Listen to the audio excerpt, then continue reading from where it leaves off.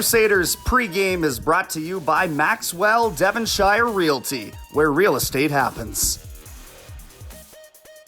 And welcome inside Game Day with the Crew, brought to you by Maxwell Devonshire Realty. A pair of games this weekend. The final two regular season home games for the Sherwood Park Crusaders. The Drayton Valley Thunder are in town on a Saturday night, and the Spruce Grove Saints, the proximity rivals, at 2:15 on Sunday. Joined here by Jared White, forward, and I guess why don't we start with the accolade this week, the all-scholastic team in the AJHL. I understand this has happened to you before. What was that like to get announced? It was cool the first time because you didn't really know what it meant. Kind of the first year it came out, and then it's just kind of like, oh, like you're smart, but you might not be good at hockey, so it's kind of 50-50, but it's still nice to get recognized for sure. Many know you for your ability to put pucks in the net, your personality, but maybe not necessarily your scholastic ability, and obviously getting that scholarship this year at Alabama Huntsville. What does it mean to you to be able to not only excel at hockey, but also in the classroom as well? I think for me, always, growing up, I always, it was a dream of mine to go to school, and for me, that's been a big part of my life. Is I want that life after hockey too. So that was coming into this year. That was my goal, to really make sure I was able to achieve that, and the opportunity I was given here allowed me to do that as well. So.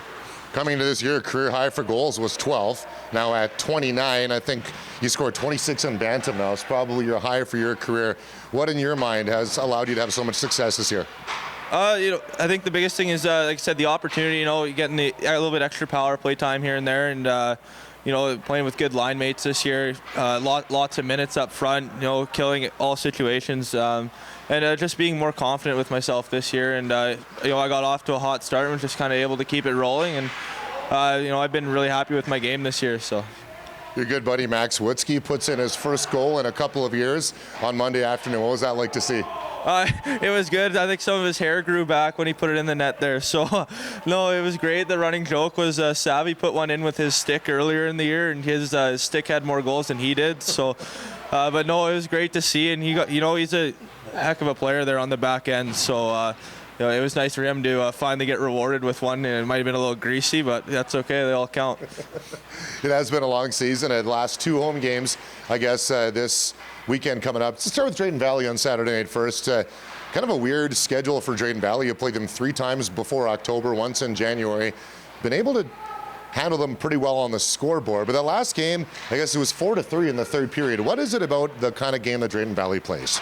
Their team, they always come in. They always they try to get under your skin, right? So like a lot of the teams in the north, if they're in the game, they'll start yapping at you. They'll start trying to force you off your game. They play a tough brand of hockey too. So. I think the biggest thing for us, going into this week is we've got to focus on, really playing them hard, but at the same time, we got to stick to our game, and we got to make sure that we're preparing for the playoffs, right? So, we've been banged up here for a little while, and, we're just going to focus on really try to not weather the storm, but really, play a solid hockey game where, we feel like we're happy with our results. So. Getting that first round bye allows you to rest some of those bumps and bruises. Is that probably one of the best benefits of having a bit of time off, as it has been a pretty physical last month for your team? Definitely. It's been a battle here since Christmas. The boys are still feeling really confident too. So I think that bye week will be big, especially with the 7-game series this year. And for me personally, I always like playing in the first round. I like getting the feet under me, But it'll be nice to have some time off and just recover and get ready to go. All right, we won't look too far ahead yet. Obviously, 4 games left. The second in the weekend series is against the Spruce Grove Saints. Played them 5 times again before December, and now the last home game. What is it about that rivalry, the intensity? Take me onto the ice in some of those battles and what it's been like to play the Saints this year. It's been interesting. We played that first game, and it was really a goaltending duel, first game there, and we went back the next night, and we kind of, beat them, put 6 up on them. We've done that, 4 times now. So I think the biggest, we can't look past that, right? We know every time we play them, it's going to be a hard-fought game, and they're one heck of a hockey team over there too. So it's always a battle when we see them, and they're one of the teams, right? They just love getting in your ear, love yapping at you, right? So I mean, for us, we'll just make them pay the price on the scoreboard and on the ice, and we don't have to use our mouths. We can just prove it with our skills. So. All right, well, we always appreciate when you use your mouth. Some of the best clips we get all year long. Jared, appreciate your time. Thanks for doing this. Yeah, thanks, Dave.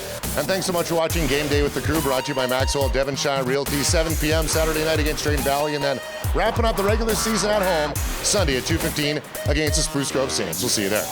Crusaders pregame is brought to you by Maxwell Devonshire Realty, where real estate happens.